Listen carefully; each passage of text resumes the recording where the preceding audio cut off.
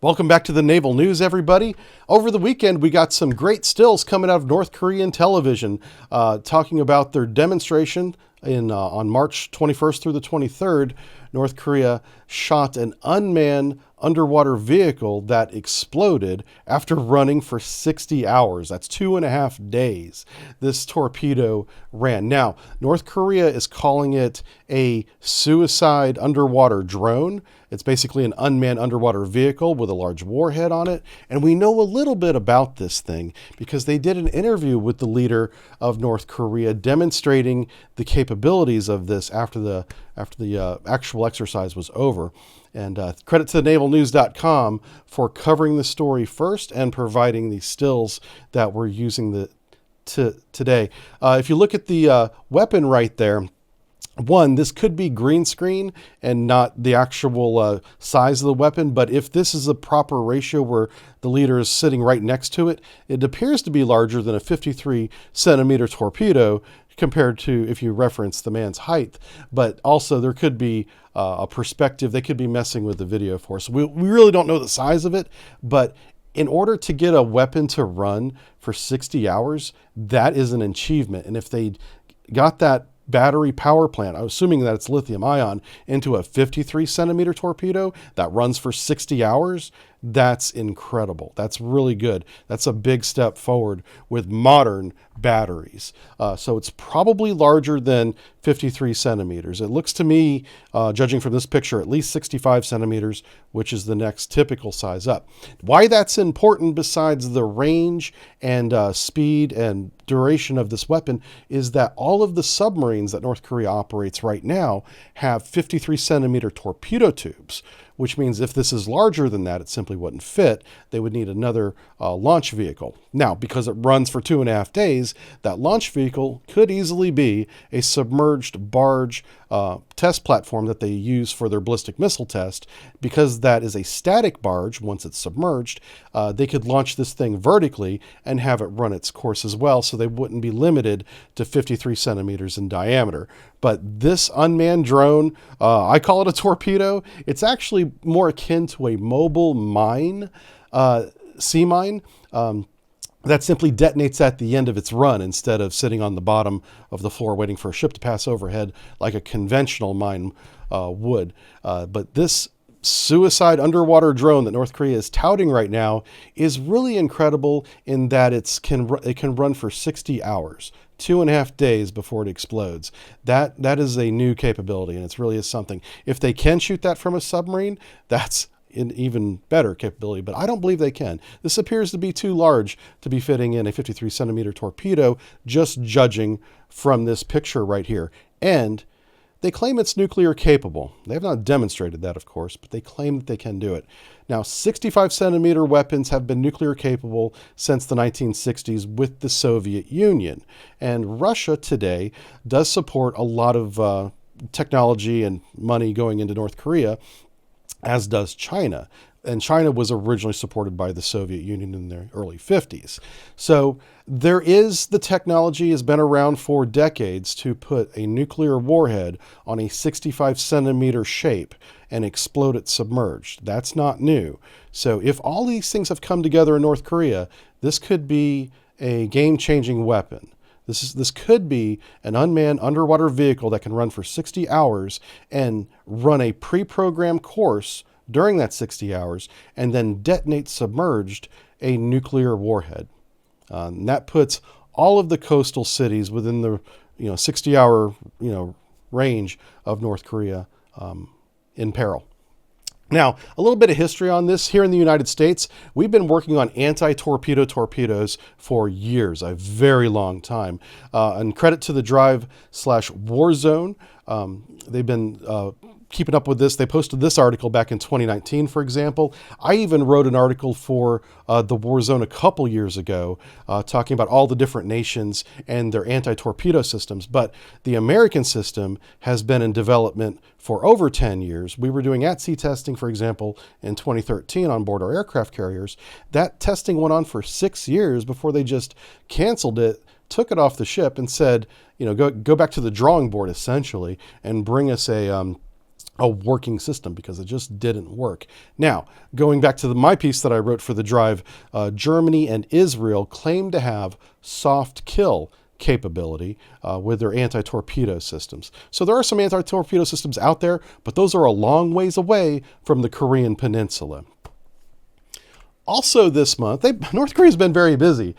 This month, North Korea did demonstrate the ability to launch submarine-launched cruise missiles from a submerged position. The fact that you can do this without having to surface and then resubmerge after the shot is a big step forward in submarine capability. And they launched two submarine-launched cruise missiles in March 2023, this month. Both those missiles ran for 2 hours at a 12-second interval between the two launches, approximately 15 seconds, and traveled over to 15 kilometers. They both hit their stationary targets in North Korea at a test site. Here is a picture from North Korean TV. Credit to Naval News again for bringing these pictures out to the public there. And you can see what looks to be a grainy shot as it passes over a photographer. So that's kind of what it looks like. You know, from this low-res image, it does have the wings of a Tomahawk looking thing. That certainly doesn't mean it has the capability, but it just looks like a typical cruise missile here. What I did, I went onto Google Earth here for you and just drew a kilometer ring around the base of the Simpo class submarine that conducted this test, to give you an idea of the range of this missile if they shot it from the pier. Obviously, whenever it goes to sea into the Sea of Japan, that range circle would kind of move with it, but not much. Sea of Japan's not that big, and the Simpo, in my opinion, isn't going to be going out to sea outside the Sea of Japan. It wouldn't benefit. It doesn't need to. Okay, so here's what the Simpo class looks like. It's also called the Gore class. I believe the Gore might be the NATO name, because I know that's what the United States calls the submarine. But internationally and on lots of websites, I see it called the Simpo class, because it was built in Simpo shipyard, and that's where it's stationed out of, and I believe that's what the North Koreans call it. But of course, Americans, we call it Gore, which means whale, by the way, in Korean. It is a 1,500-ton submarine, so really light for a ballistic missile submarine. We believe it can do 10 knots submerged, 17 knots surfaced, has a diesel-electric engine with one shaft, one screw.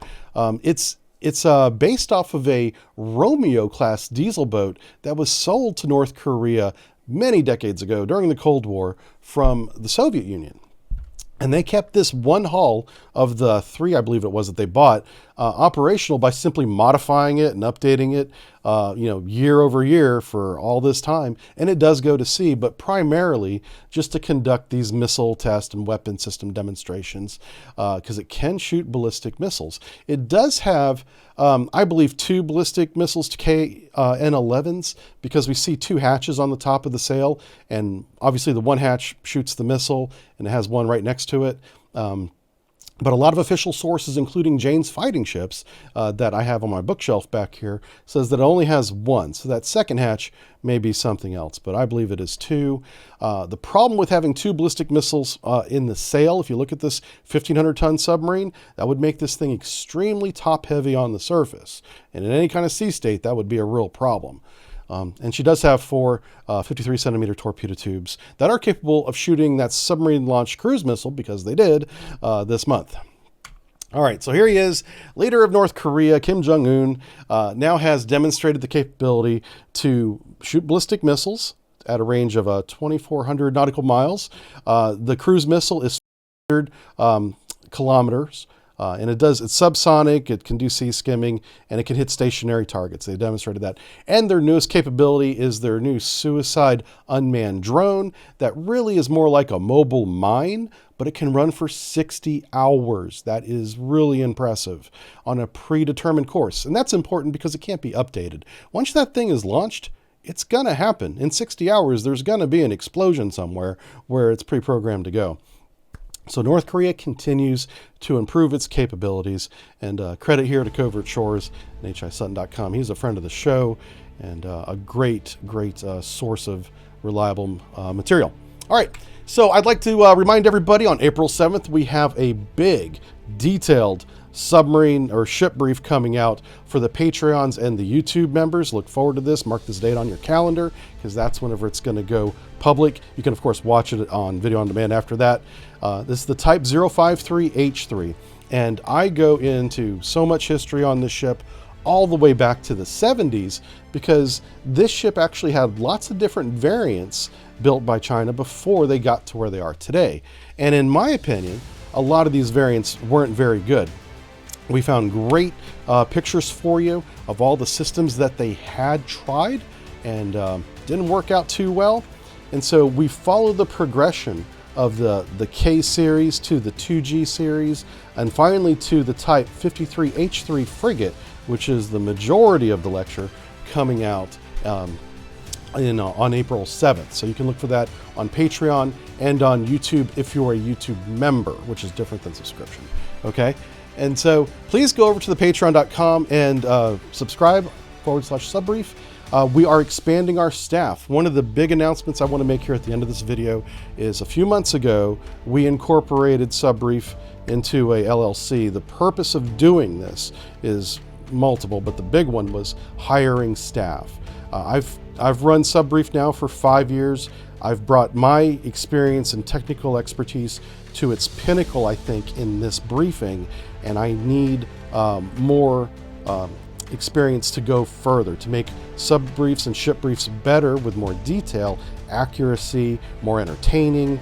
I need outside expertise for that. So we've already begun hiring staff, and we don't have the resources to hire as many people as I would like.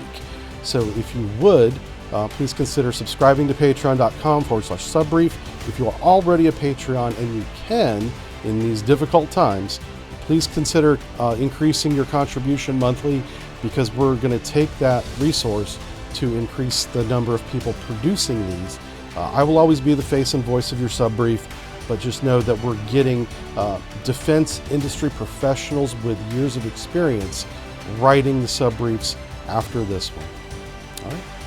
Thanks for watching, everybody.